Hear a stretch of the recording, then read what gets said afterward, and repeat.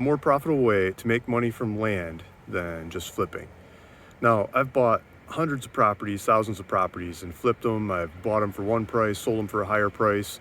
And a lot of the recipe was adding a map, adding maybe some pictures, a description of the property, just basic stuff like that. Basically making a listing and an ad and reaching as many people as possible until somebody bought the thing, and go back and get some more of them.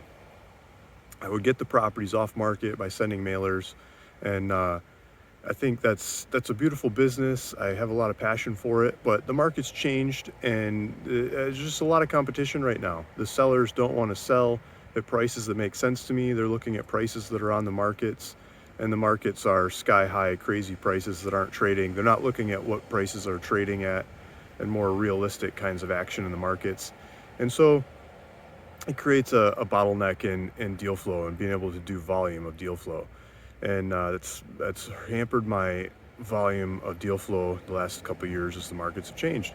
So I've looked at other ways of doing it. And one of the ways that's worked well for me over time is splitting properties.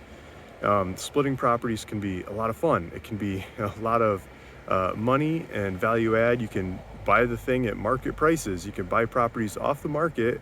It might be listed for one price and you offer something a little bit less, but I mean, lots of times you could buy it at what they're asking price, split the property up into multiple pieces, sell the pieces for more than you bought the whole thing for, and make money off of splitting properties without having to just flip for a higher price, without having to get the best price ever and sending tons and tons of mailers to get the best price ever, or doing lots of cold calls or texts or whatever your strategy might be to find off-market sellers. You can find on-market sellers. I think today's market has more stuff for sale listed all over the internet than ever before. I mean, tell me if I'm wrong, but that's how I see it. Throw your replies in the comments below. So lots of times in some areas there's state rules that let you subdivide these things, and it's pretty straightforward and you can make it happen pretty easily. In other places you gotta bring in surveyors and get permissions and things. So if you figure out the local rules and regulations of doing it, where you see opportunity, where you see a difference between buying a bigger property and selling smaller properties, lots of times you can ask the seller, especially when they're listed on the markets, you can ask the seller, say, hey, this is exactly what I would like to do. I would like to split your property. I would like to get a survey to make sure I can do that. And then I would like to go market the pieces and make it happen. I'll pay for it all. I just need some time to pull that off.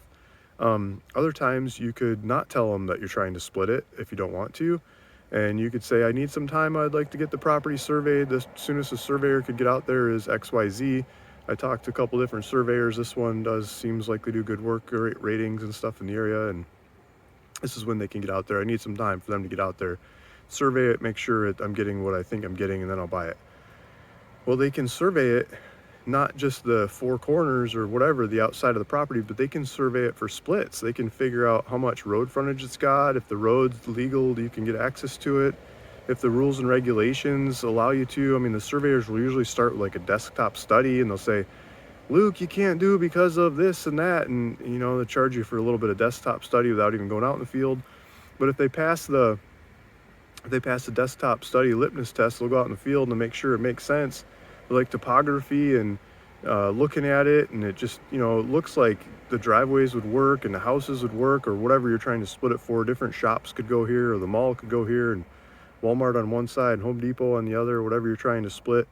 And they can figure it out. They can figure out the layout and come up with the best lot lines and configuration that'll pass the rules and regulations to make the most marketable property for you. A good surveyor will do that, and they'll market to you that they'll do that. And you can ask them to do that if they don't market it for you. But lots of them do that. And so you can split them up and get them all recorded, get it all done on paper that you can deliver them, and then go sell the pieces for more. And when you've got that all figured out, there's a lot of money guys or money people in the marketplace that are looking for those kinds of deals that don't have the entrepreneurial spirit to go do them on their own, or the time to do it. And you can pitch it to them. I've got this deal to buy it at this price, and the pieces I could sell for this, and I need money to go from A to B, and pull them off in lots of different ways. And so I think there's a lot of money to be made by adding value to the properties that are already listed on the market in today's marketplace. Our market's flooded with more deals than ever, and it just takes the time and energy to go look at them and understand them, read them, Ask questions. Ask the broker that's selling it some questions. Ask the seller some questions. Ask some questions. Ask the local surveyors. Ask the local government's offices that might have jurisdiction over that property. See if you come up with some red tape, or see if you come up with some more opportunity than you thought. And let it rip. I think there's a lot of money to be made in deals like that. They're just listed on the market in today's markets. Thanks for listening. Thanks for watching. See you in the next one.